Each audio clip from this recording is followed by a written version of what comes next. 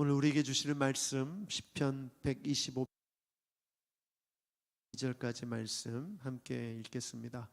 시편 125편 1절부터 2절입니다. 한 목소리로 읽겠습니다. 시작.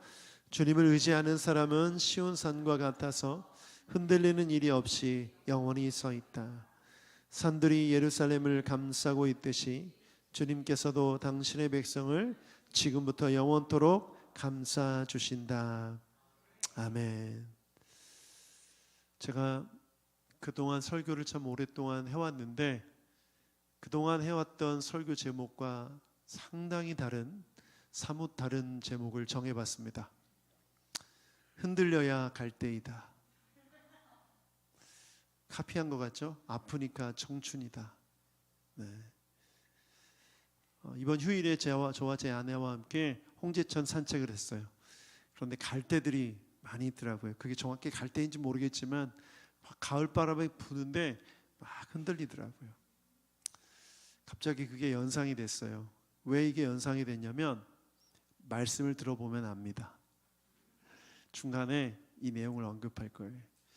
제가 예전에 나가사키에 가족여행을 간 적이 있는데요. 그때 아주 놀라운 광경을 봤어요. 온천이었는데 그 연기가, 뜨거운 김이 막 올라오는 거예요. 온천물이 얼마나 뜨거우면 막 김이 올라올까. 그런데 거기에 순교지라는 안내판이 써 있는 거예요.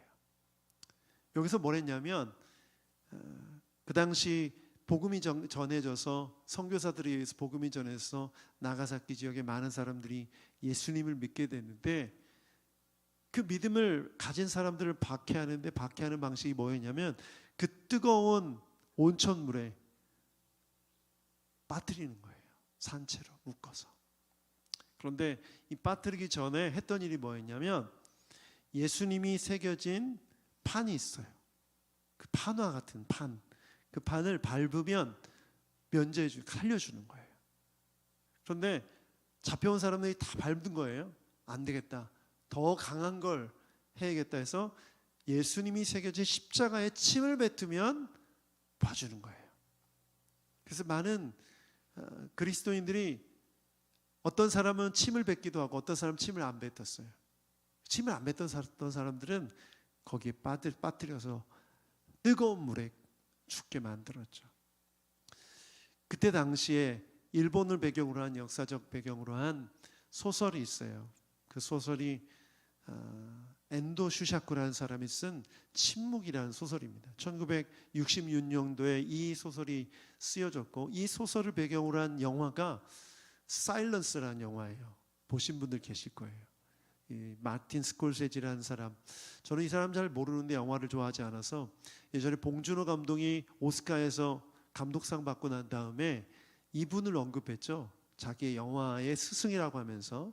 이 마틴 스콜세지 감독이 연출한 영화가 말 사일런스예요. 저도 이 영화를 전부를 보지 못했는데 중간중간을 보기도 하고 클립을 보기도 했는데 이 내용의 핵심이 이거예요. 일본의 복음이 전해져서 일본 사람들이 예수를 믿었는데 그 영주들과 권력자들에 의해서 핍박을 받는 내용이에요. 그 과정 중에 많은 그리스도인들이 배교를 하게 되는 거예요. 심지어 그들에게 복음을 전하기 위해 온 포르투갈 선교사들조차도 배교하게 되는 거예요. 그래서 불교로 개종하게 되고 심지어는 그리스도인들을 위한 물건들을 항구에서 검열하는 일까지 하는 그런 모습이 영화에서 그려집니다. 이 소설 썼던 엔도 슈샤쿠라는 사람은 역사 공부를 철저히 했다고 그래요. 연구를 철저히 해서 사실에 상당히 고증을 많이 해서 소설을 썼고 그 소설을 영화한 것이죠. 여러분, 긴 영화긴 하지만 한 번씩 꼭 보십시오. 시간 되실 때. 엔도 슈샤쿠가 이런 질문을 받았어요. 당신은 이 소설을 통해서 뭘 말하고 싶은 거냐? 이렇게 사람들이 배교하고 예수님을 배신하는 모습을 통해서 뭘 말하고 싶었던 거냐? 이런 질문을 받았어요. 근데 그 작가가 이렇게 말하는 거예요. 그게 신앙이어서 그렇다. 신앙이 원래 그런 거 아니냐? 인간이 원래 그런 것 아니냐? 목숨 앞에서 두려움 앞에서 때로는 배교하기도 하고 때로는 회개하고 다시 돌아오기도 하고 또 배교하기도 하고 이런 과정을 겪는 게 자연스러운 거 아니냐. 그걸 말하고 싶었다라는 거죠. 어제 히스기야서를 묵상했어요. 오늘 여러분 히스기야 묵상했죠? 열왕기야 말씀을 통해서. 제가 왜 이걸 생각하게 됐냐면 히스기야를 보는데 이런 평가가 있어요. 열왕기야 18장 5절 보면 같이 한번 읽어보죠. 본문 말씀을 열왕기야 18장 5절 시작. 그는 주님이신 이스라엘 하나님만을 신뢰하였는데 유다 왕 가운데는 전에도 후에도 그만한 왕이 없었다.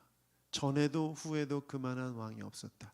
여기서 유다 왕이라고 했잖아요. 그러니까 남유다 북이스라엘 분열왕국 후라고 볼 수 있겠죠.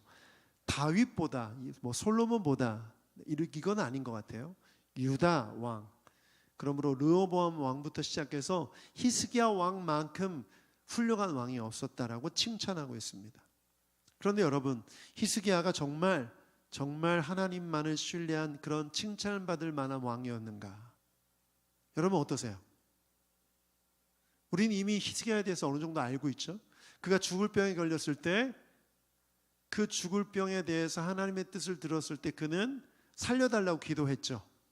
근데 여러분 정말 하나님을 신뢰한다면 죽음조차도 받아들일 수 있어야 되는 거 아닙니까? 여러분 어떻게 생각하세요? 성도의 죽음을 귀하게 보시죠. 여러분 죽음은 천국 가는 거잖아요. 그렇죠? 아니에요. 이제 히스기야가 병에 걸렸다는 소식을 듣고 바벨론의 사르졸단들이 위문하기 위해 왔어요. 그랬더니 뭐 해요? 왕궁에 있는 보물들 싹 다 보여주죠. 이것 때문에 책망을 받아요. 히스기야의 모습을 보면 훌륭한 모습이라고 하는 부분도 있지만 연약한 모습 또한 많습니다. 게다가 그 왕궁의 보물들을 보여준 일들 때문에 책망을 들어요. 이사야를 통해서. 그러자 히스기야가 이렇게 말해요. 열왕기야 20장 16절부터 19절 말씀을 보면 쭉 한번 읽어보죠. 16절부터 시작. 이사야가 히스기야에게 말하였다. 주님의 말씀을 들으십시오. 그날이 다가오고 있다. 그날이 오면 내 왕궁 안에 있는 모든 것과 오늘까지 내 조상이 저장하여 놓은 모든 보물이 남김없이 바빌론으로 옮겨갈 것이다. 주님께서 또 말씀하십니다. 너에게서 태어날 아들 가운데서 더러는 포로로 끌려가서 바빌론 왕궁의 환관이 될 것이다. 히스기야가 이사야에게 말하였다. 예언자께서 전하여 준 주님의 말씀은 지당한 말씀입니다. 히스기야는 자기가 살아있는 동안만이라도 평화와 안정이 계속된다면 그것만으로도 다행이라고 생각하였다. 훌륭합니까? 네, 제가 보기엔 훌륭하지 않아요. 그런데도 훌륭하다.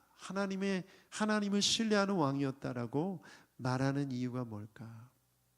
물론 그동안에 있었던 왕들과 비교했기 때문이라고 생각해요. 그런데 히스기야의 모습을 보면서 이 정도도 하나님께서 칭찬하시는 믿음이라면 우리가 가져야 될 믿음은 무엇인가를 생각을 해보게 됐어요. 분명한 것은 히스기야 모습은 무책임하고 이기적이고 성경의 평가처럼 훌륭한 삶을 살지 못했다고 생각합니다. 그러면서 자연스럽게 저는 질문하게 했어요. 신앙생활이란 무엇일까? 믿음으로 살아가는 삶은 무엇을 의미할까? 그리고 어떤 사람을 보면서 저 사람 참 신앙이 좋아, 믿음이 좋아, 그것은 무엇을 의미할까?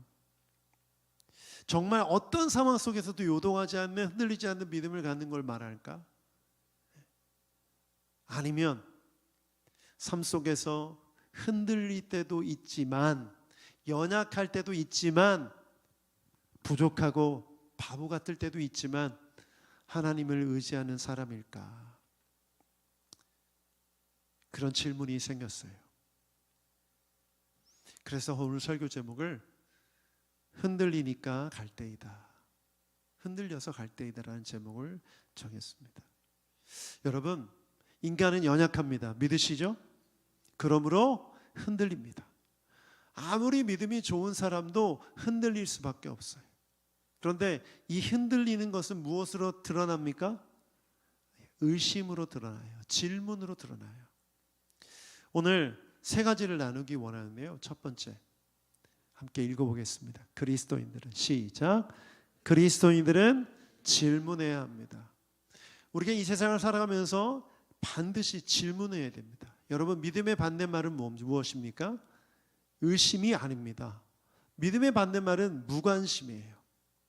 우리가 하나님을 믿는다고 했을 때 내 삶을 살아가면서 질문이 생기고 의심이 생기지 않는 상태를 믿음이라고 말하지 않아요. 믿음이 없을 때 무관심해요. 그래서 질문조차 없어요. 의심조차 없어요. 하나님, 나를 향한 하나님의 뜻이 무엇입니까? 질문하지 않아요. 하나님, 왜 내가 이런 어려움을 겪어야 합니까? 의심하지 않아요. 하나님, 나 사랑하십니까? 의심하지 않아요. 믿음이 없으면, 무관심하면. 그러므로 여러분 삶 가운데 내 삶을 향해서, 하나님을 향해서 무엇인가 질문이 있고 또 세상 속에 일어나는 일과 내 삶에 일어나는 일 가운데 의심이 있다면 그것은 좋은 거예요. 괜찮은 거예요. 그래서 여러분, 저는 이렇게 생각해요. 하나님께 질문하고 자기 자신을 향한 질문을 끊임없이 해야 된다.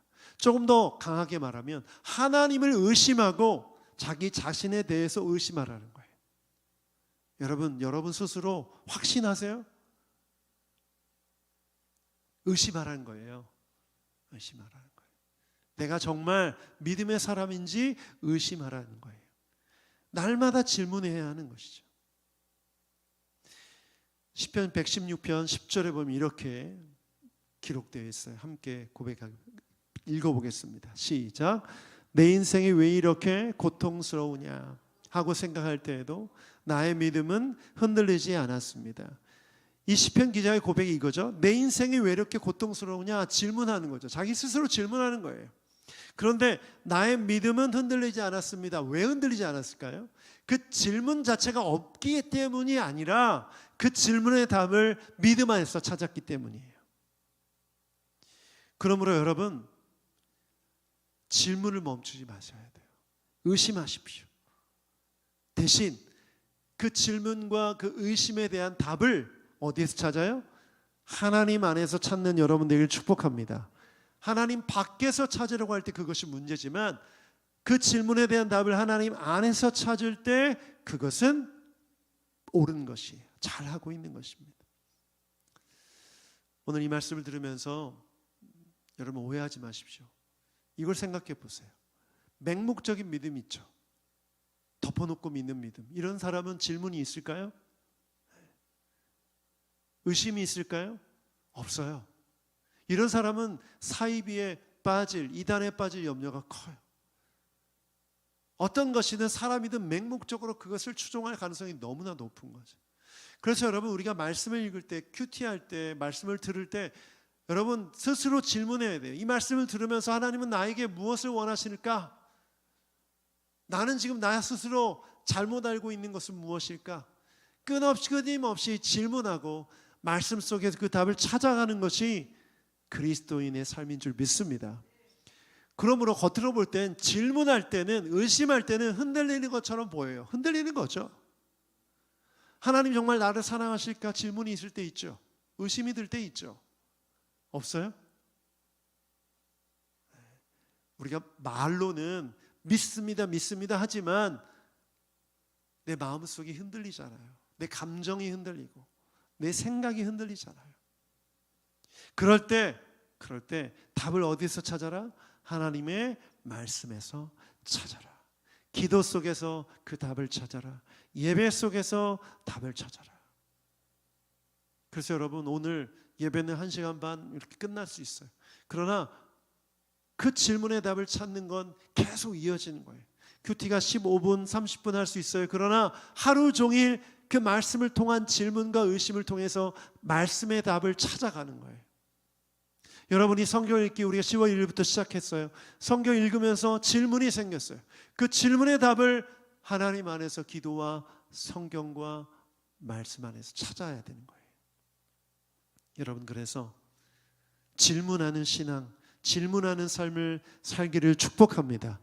오늘 질문이 있으십니까, 여러분? 그 질문의 답을 말씀 안에서 찾으시길 바라고, 질문하지 않는 분들은 오늘부터 질문하고 의심하는 여러분 되기를 축복합니다. 그래서 저는 좀 우리 교회가 질문이 좀 많았으면 좋겠어요. 제가 질문 좀 받았으면 좋겠어요. 목사님 당황스러우실까 봐 질문을 안 하는 겁니다, 제가 봐드리고 있는 겁니다 라고 생각하시는 분들이 계시다면 저 당황하지 않습니다. 제가 언젠가 얘기했잖아요. 저는 모르면 모른다고 말한다고. 다 안다고 말하는 목사는 누구다? 따라합시다. 사입이다. 네, 사입이에요. 사입이. 여러분이 그 어떤 질문을 해도 다 대답할 수 있는 목사는 사입이에요. 사입. 모르면 모른다고 할 거니까 질문하십시오. 그리고 같이 함께 찾아가요. 여러분, 그게 바로 흔들려도 넘어지지 않는 믿음 안에 서 있는 삶, 신앙인 줄 믿습니다. 저는 질문해 봤어요. 오늘 말씀을 준비하면서 저 스스로에게, 나는 온전히 하나님의 말씀을 전하는 도구로 쓰임받고 있는가? 내게 부족한 것이 무엇인가? 나에게 주시는 말씀은 무엇인가? 사실 오늘 설교를 준비하면서 다른 어떤 때보다도 힘들었어요. 힘들었던 이유는 뭐냐면 그 질문과 그 답을 찾아가는 과정이 쉽지가 않더라고요. 여전히 질문으로 남아있는 것들이 있어요. 우리 교회에 대해서, 저에 대해서, 또 자녀들에 대해서, 우리 성도들에 대해서 여러 가지 질문들이 있어요. 아직 답을 못 찾았어요. 그럼에도 불구하고 이 답을 세상적으로 혹은 아예 포기하거나 덮어버리지 않고 하나님의 말씀 안에서, 하나님의 뜻 안에서 찾아가려고 저는 앞으로 나아갈 거예요. 계속 붙들고 있을 거예요. 그게 뭐예요? 그게 기도예요. 응답하실 때까지. 여러분, 이것이 신앙생활이죠. 사랑하는 여러분, 질문하는 그리스도인이 되길 축복합니다. 두 번째, 그리스도인들은 성장해야 합니다. 여러분, 질문은요 반드시 성장으로 연결돼요. 왜냐하면 질문에 대한 답을 얻음으로 성장하는 거예요. 성장. 여러분, 어린아이들이 계속 질문하죠. 애기들이 막 질문해요. 어린아이들이. 근데 부모들이 이렇게 뱀소리 내면서 이렇게 하면 안 돼요. 쓸데없는 질문하죠. 갑자기 생각나는 건 제 아들이 한겸이가 어렸을 때 이렇게 질문하는 거예요. 아빠, 왜 밤에 하늘은 어둠컴컴해? 갑자기 깜짝 놀라가지고, 제가 놀란 게 두 가지인데, 질문하는 것 때문에 놀랬고, 또 하나는 어둠컴컴이라는 단어를 써서 놀랐어요. 어디서 배웠는지 모르지만 답을 못 하겠더라고요. 밤이라 그래. 해가 안 떠서 해가 없어. 해가 져서 그래. 해가 왜 져? 이러면 이제 빨리 자라. 이렇게 되는 거죠. 여러분, 질문에 대한 답을 얻으면 아이는 성장해요. 깨닫게 되고 알게 되고. 질문을 귀찮아하지 마십시오. 중요한 것은 질문하는 것, 그리고 질문을 통해서 답을 얻어가는 건 성장하고 있다는 증거예요. 제가 말씀을 묵상하는데 성장판이 떠오르더라고요. 좋은 예인 것 같아요. 여러분, 어린 자녀들이 성장판이 열려 있으면 어떻게 됩니까? 왜? 키가 쑥쑥 크죠. 하룻밤 자고 나면 커요. 제 아들이 막 다리가 아프다고 하는 거예요. 밤만 되면 아침에 일어나서 막 다리가 아프다고. 물어봤더니 그게 아이가 크느라고 그렇다는 거죠. 그런데 이 성장판이 열려 있으면 계속해서 커요. 우리 그리스도인들이 하나님 앞에서 질문하고 그 답을 찾아가는 이런 삶이 겉으로 볼 때 흔들리는 것 같지만 성장판이 열려 있다는 증거예요. 아무 질문도 없어. 아무 관심도 없어. 하나님의 역사에 대해서도 관심이 없고, 자기 자신에도 관심이 없고, 남에게도 관심이 없어. 질문하지도 않죠. 답이 필요 없어요. 그 성장이 멈춘 거예요. 교회도 마찬가지예요. 하나님, 우리 새노릇교회가 어떻게 해야 됩니까? 어떻게 나아가야 됩니까? 어디로 가야 됩니까? 주님이 가르쳐 주세요. 선교해야 된다. 전도해야 된다. 말씀 읽어야 된다. 이런 답을 찾아가면서 교회도 성장하는 줄 믿습니다. 이게 뭐예요? 계속해서 우리의 삶 가운데 뭔가 자극이 있어야 되는 거예요. 여러분, 성장하기 위해서는 아이들이 뛰어다녀야 돼요. 걸어다녀야 돼요. 성장판이 자극되어져야 돼요. 운동하면 더 잘 거예요. 제가 이 말씀을 드린 이유는 뭐냐면 하나님께서 우리를 성장시키기 위해 질문을 허락하실 때는 반드시 질문하게 되는 사건이 있어요. 그게 뭡니까? 우리의 삶 속에 일어나는 고난이죠. 삶의 어려움이에요. 히스기야가 인정받는 왕으로 오늘 이렇게 기록되어 있는데 히스기야가 그 인정받기까지에 있었던 일들을 생각해 보면 쉬운 삶을 살지 않았어요. 여러분, 아하스, 이 히스기야 아버지가 아하스인데 아하스는 친아수르 정책을 썼어요. 그리고 어떤 정책을 썼냐면 당연히 우상을 숭배하는 일을 아무렇지도 않게 했어요. 산당이 있었고 이스라엘 백성들은 아무렇지도 않게 우상을 숭배했고 그것을 따랐어요. 그런데 이 모든 것들 다 무너뜨리고 없애는 건 쉬운 일이 아니죠. 이미 백성은 오랜 시간 동안 여기에 익숙해져 있어요. 아무리 왕이지만 왕의 권력을 그것을 하는 데는 저항이 있을 것이고 문제가 있었을 거예요. 게다가 모세가 세웠던 노뱀, 그것마저도 없애는 거, 이건 쉬운 일이 아닌 것이죠. 게다가 아수르가 쳐들어왔죠. 아수르가 쳐들어왔을 때 그 전쟁을 승리하게 됩니다. 이사야와 함께 하나님을 의지해서 그 전쟁에서 승리하게 돼요. 여러분, 이 어려움을 통해서 히스기야는 뭘 했어요? 하나님 앞에 나아가고 하나님 앞에 기도했죠. 여러분, 이것은 무엇을 뜻하냐? 고난을 통해서 성장판에 자극이 된 거예요. 히스기야가 인정받을 수 있는 왕이 되기까지 성장할 수 있었던 거죠. 그래서 열왕기하 11장 6절을 보면 이렇게 평가하고 있어요. 그가 한 일에 대해서 함께 읽어보겠습니다. 열왕기하 18장 6절 시작. 그는 주님께만 매달려 주님을 배반한 일이 없어요. 주님께서 모세에게 명하신 계명들을 준수하였다.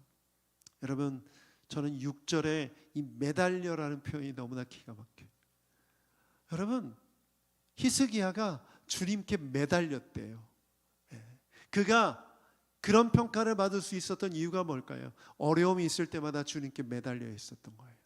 종교개혁을 할 때 그 산당들을 부수고 우상들을 부술 때 주님께 매달려 있었던 거예요. 아수르와의 전쟁에서 승리할 때 주님께 매달려 있었던 거예요. 불가능한 그 전쟁에서 승리할 수 있었던 이유가 주님께 매달려 있었기 때문에. 우리는 이렇게 이해할 수 있어요. 아니, 전쟁을 허락하지 마시지. 왜 전쟁을 허락하셨어? 왜 이스라엘 가운데 우상이 들어올 수 있도록 하셨는가? 모든 책임을 하나님께 돌리려고 해요. 그런데 여러분, 하나님께서 그 전쟁을 일으키셨습니까? 인간의 죄악 가운데 일어난 사고죠, 사건이에요. 그럼에도 불구하고 하나님께서 그걸 내버려 두시는 그것을 통해서 하나님의 사람들이 성장하게 하기 위함인 줄 믿습니다. 여러분, 우리의 삶 가운데 일어나는 고난, 어려움들, 이 모든 어려움을 어떻게 해석해야 돼요? 여러분의 성장판을 자극시키는 거예요. 성장하기 위한 하나님의 훈련이며 이끄시기 위한 하나님의 도구인 줄 믿습니다. 우리 앞에 그것을 뛰어넘게 하시는, 믿음으로 뛰어넘게 하시는 하나님의 은혜가 있는 거예요. 여러분, 하박국서 3장을 보면 하박국이 이렇게 고백하죠. 나로 나의 높은 곳을 다니게 하신다. 사슴처럼. 여러분, 이 다큐멘터리 보면 사슴이 막 절벽, 암벽을 막 뛰어넘잖아요. 어떻게 사슴이 저렇게 할까? 또 어떤 사람들은 그 발굽에 마찰력이 뛰어나서 막 그걸 다 올라갈 수 있다고 하는데, 어쨌건 그 발의 힘과 그 마찰력의 능력으로 갈 수 있는 것처럼 우리의 삶의 그런 바위와 암벽 또한 우리가 믿음을 가지고 주님 앞에 나아가면 그것을 뛰어넘게 하신다는 것입니다. 근데 우리 앞에 뭐가 놓이는 거예요? 그런 장애물들이 놓이는 거죠. 그걸 허락하신 이유가 바로 그것입니다. 그러므로 그리스도인은 어떤 사람이냐? 주님 나라 갈 때까지 성장을 멈추지 않는 사람들이 진정한 그리스도인인 줄 믿습니다. 그런데 어려움을 피해 다니고 질문하지 않고 아무 무탈하게 아무 일 없는 걸 최선의 방법으로 여기며 그렇게 살아간다면 여러분의 삶에는 진짜 아무 일도 안 일어나요. 성장하지 않아요. 교회만 왔다 갔다 하면 20년 30년 신앙생활하고 직분은 다 받을 수 있어도 여러분의 삶 가운데 하나님의 능력과 흔들리지 않는 믿음, 주님께 매달려서 어려움을 극복한 신앙의 간증은 하나도 없을 거예요. 저는 그래서 주님 나라 갈 때까지 성장을 멈추지 않기를 바랍니다. 저는 히스기야가 끝까지 성장했더라면 아까 읽었던 그런 일이 없지 않았을까 생각했어요. 끝까지 계속해서 그 병을 놓고 기도했을 때 그 마음으로 끝까지 살아갔다면, 그런데 어느 날부터 질문하기를 멈춘 거예요. 바벨론 사절단이 왔을 때 뭘 해야 될지 하나님 앞에 질문하지 않고, 이게 어떤 의미인지 의심하지 않고, 생각하지 않고 성장이 멈춘 거죠. 사랑하는 여러분, 주님 나라 갈 때까지 성장하는 그리스도인이 되길 축복합니다. 세 번째 그리스도인들은, 함께 읽어보죠. 시작. 그리스도인들은 의지해야 합니다. 여러분, 인간은 의지하는 존재로 지음받았습니다. 창조되었어요. 갓 태어난 아기는 누구를 의지합니까? 부모를 의지하죠. 부모 없이 아이는 결코 성장할 수 없어요. 여러분 지금 앉아있죠? 그 무엇을 의지하고 있어요? 의자를 의지하고 있어요. 서 있을 땐 땅을 의지하고 있고, 다리를 의지하고 있죠. 누워 있을 땐 바닥을 의지하고 있고, 침대에 누웠으면 침대를 의지하고 있는 거예요. 여러분 한번 생각해 보시죠. 인간이 살아가는 모든 것에는 의지하고 있는 도구들이 있어요. 여러분의 스마트폰, 요즘은 은행이 없어지죠. 다 스마트폰으로 은행 법무를 다 보기 때문에 이제는 앞으로 현금이 없어질 수도 있다고 하더라고요. 숫자로만 왔다 갔다 하는 시대. 실제로 북유럽에는 그런 나라, 그런 도시가 있다고 해요. 상점에서 현금을 안 받아요. 우리가 살아가는 많은 삶 속에서 내가 의지하는 것들이 정말 많아요. 이것은 인간 자체가 의존적인 존재라는 것을 보여주는 거예요. 그러므로 우리가 의지해야만 하는 대상임을 기억할 때 반드시 주의 깊게 따져봐야 될 게 있어요. 내가 의존적인 사람이지만 의지해야 할 대상과 그렇지 않을 대상을 구분할 수 있어야 돼요. 여러분, 수없이 메시지 듣지만 돈은 의지해야 할 대상입니까? 아닙니까? 없어 봐서 모르겠어요? 있어 봤으면 좋겠어요? 사람을 의지해야 할 대상입니까? 아닙니까? 아니죠. 아니에요. 하나님은 우리를 의존적으로 창조하신 이유는 하나님을 의지하게 하기 위해서 우리를 그렇게 창조하신 거예요.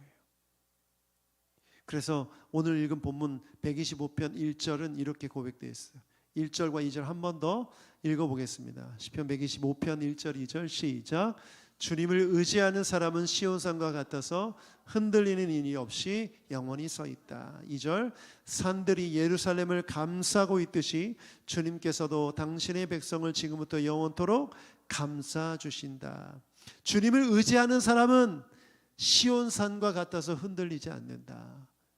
인간이 흔들리지 않는 게 아니라 주님이 붙들어 주셔서 주님을 의지하기 때문에 흔들리지 않는다는 거예요. 여러분, 그러므로 신앙은 뭐냐? 주님을 의지하는 거예요. 흔들리지 않는 게 신앙이 아니에요. 흔들리지 않는 건 결과고 의지하는 게 신앙이에요. 그러므로 신앙은 의존적인 거예요. 의존적인 거예요. 사람이나 돈이나 뭐 어떤 것을 의지하지 않고 의존하지 않고 하나님만을 의지하는 거죠. 그래서 요한복음 16장 1절을 보면 예수님께서 이렇게 말씀하셨어요. 같이 한번 읽어보죠. 시작. 내가 너희에게 이 말을 한 것은 너희를 넘어지지 않게 하려는 것이다. 여기 주석을 보면 넘어지지 않게 하려는 것이다를 이렇게 번역할 수 있대요. 믿음이 흔들리지 않도록 하려는 것이다. 16장 1절에 내가 너희에게 이 말을 한 것은 너희의 믿음이 흔들리지 않도록 하기 위한 것이다. 왜 믿음이 흔들리지 않게? 15장을 보면 알겠죠. 15장에 너희들이 핍박을 받을 것이다. 고난이 있을 것이다. 이걸 예고하셨어요. 그러면서 15장 마지막에 이렇게 말씀하세요. 15장 26절 같이 한번 읽어보죠. 시작. 내가 아버지께로부터 너희에게 보낼 보혜사 곧 아버지께로부터 오시는 진리의 영이 오시면 그 영이 나를 위하여 증언하실 것이다. 14장 16절에도 이렇게 말씀하셨어요. 시작. 내가 아버지께 구하겠다. 그리하면 아버지께서 다른 보혜사를 너희에게 보내셔서 영원히 너희와 함께 계시게 할 것이다. 여러분, 보혜사가 뭐죠? 도와주시는 분이에요. 붙들어 주시는 분, 가르쳐 주시는 분. 여러분, 예수님께서 자신을 보혜사로 말씀하셨고 또 다른 보혜사라고 말씀하셨기 때문에 성령님을 보혜사라고 말씀하시는 거예요. 그러면 제자들에게 이것을 허락하신 이유, 이 말씀을 하신 이유가 뭡니까? 넘어지지 않게 하기 위해, 믿음이 흔들리지 않게 이 말씀을 주신 거예요. 사랑하는 여러분, 예수님 믿으십니까? 그렇다면 여러분은 보혜사 성령님이 여러분 안에 계신 줄 믿습니다. 여러분을 도와주시는 분이십니다. 그러면 흔들리지 않는 거예요. 흔들리지 않는 거예요. 넘어지지 않는 것이죠. 그러므로 그리스도인들은 의지해야 됩니다. 누구를? 성령님을. 따라합시다. 성령님을 의지하겠습니다.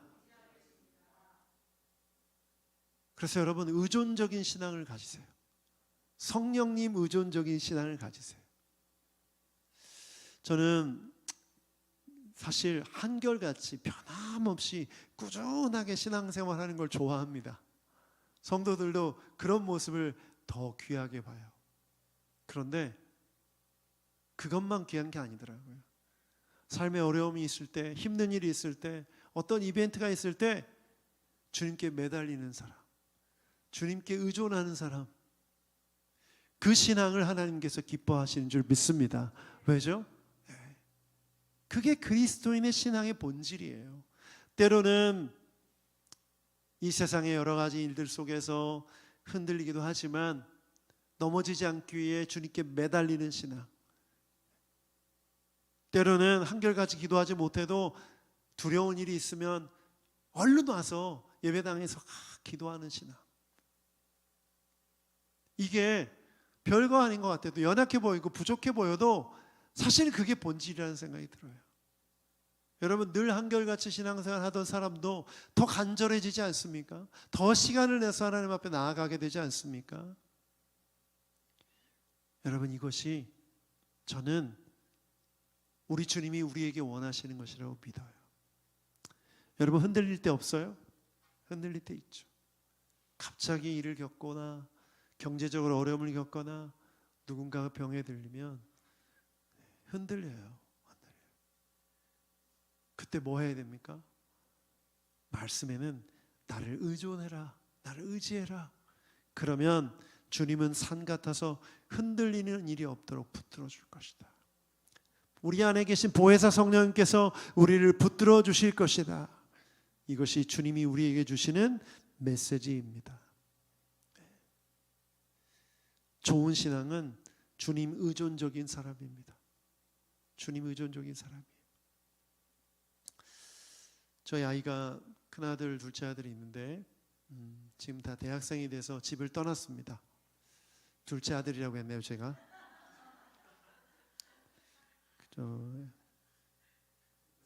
둘째 딸입니다. 정정합니다. 이것도 제 딸이 볼 수 있으니까 딸입니다. 이제 점점 아이들이 독립하고 있어요. 정서적으로 독립하고 부모를 의존하지 않고 살아갑니다. 물론 여러 가지 부분에서 좀 아직은 의존적이지만 부모의 도움이 필요하지만 이제 점점 독립해 가고 있더라고요. 그러면서 성장하고 있는 것 때문에 제 마음이 좋은데, 이제 점점 부모 없이도 스스로 살아갈 수 있도록 독립하는 게 중요하죠. 근데 한편으로는 부모를 의존하지 않는 건 좋지만 세상 속에서 여러 가지 기술들도 배우고 사람들을 겪으면서 닳고 닳아서 인간적인 방법으로 세상을 살아가는 것에 대한 걱정이 생기더라고요. 철저하게 하나님 의존적인, 하나님을 의지하며 살아야 되는데 기도하지 않고도 시험 보고, 기도하지 않고도 직장에 취직하고 돈 벌고, 그렇게 사는 삶이 정말 진정한 신앙의 삶일까라는 생각이 들었어요. 그러면서 말씀 준비하는데 그런 생각이 들더라고요. 내 사랑하는 아들과 딸이 정말 주님 의존적인 신앙이 됐으면 좋겠다. 힘들고 어렵고 그럴 때마다 무릎 꿇고 기도할 수 있는 그런 신앙이. 안 믿는 사람이 볼 때는 굉장히 나약해 보이겠죠. 아니 왜 중간고사 보는데 기도해? 그게 뭐라고? 열심히 하면 되지. 아니 왜 취업 준비하는데 기도해? 운이 따라야줘야 되지. 네가 실력 있으면 어디든지 뽑을 텐데. 그럼에도 불구하고 열심히 최선을 다하고 하나님을 의지하고 무릎 꿇고 기도하는 모습. 어려움이 있을 때마다 기도하는 모습. 그런 모습이 우리 아들과 저의 아들과 딸에게 있었으면 좋겠다는 생각이 들었습니다. 아멘 좀 해주세요. 남의 애라고 이렇게 무관심하겠습니까? 동일한 거죠. 여러분도 한번 돌아보십시오. 여러분 자신이 내가 컨트롤할 수 없는, 내가 내 영역 밖의 일들, 내가 어떻게 해도 노력해도 할 수 없는 일들을 만날 때마다 여러분 뭐 하세요? 주님 의존적이세요? 매달리세요? 아니면 어떻게 돼갔지? 굉장히 멋있는 그런 표정을 지으면서 하나님이 다 알아서 하실 거야, 이런 식으로 기도도 안 하고 말씀도 읽지 않고 여러분의 삶을 그냥 내팽겨치지는 않습니까? 여러분의 자녀들 한번 생각해 보십시오. 여러분의 모습을 보면서 무엇을 배우겠어요? 우리 믿음의 부모님들이 늘 항상 새벽마다 아침마다 나와서 기도하고 간절히 자녀들을 위해서 기도하고 시시때때로 어려운 일 있을 때마다 기도하는 그 모습을 통해서 하나님을 의존하는 삶이 나약한 것이 아니라 가장 위대한 것이구나, 이것을 깨닫는 여러분의 자녀들 되길 축복합니다. 하나님을 의지하는 사람, 그 사람을 주님께서 붙들어 주시기 때문에 결코 흔들리지 않는 줄 믿습니다. 우리가 그런 말 하잖아요. 부모님이, 어머님이, 아버지가 기도하시니 난 잘 될 거야. 물론 그 기도의 은혜가 자녀들에게 갈 수 있겠죠. 그러나 본인이 안 하면 사실 아무 소용없어요. 언제까지 부모의 기도로만 살겠습니까?